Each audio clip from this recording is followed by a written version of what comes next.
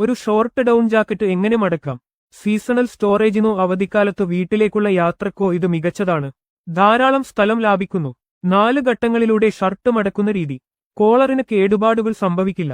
സൂക്ഷിക്കുന്നത് വളരെ എളുപ്പമാക്കുന്നു. വീർത്തതരം പാവാട എങ്ങനെ മടക്കാം? ഇതൊരു ചെറിയ ചതുരത്തിൽ മടക്കുക. നിങ്ങളുടെ അലമാര ഇനി ഒരിക്കലും അലങ്കോലമായി കാണപ്പെടില്ല.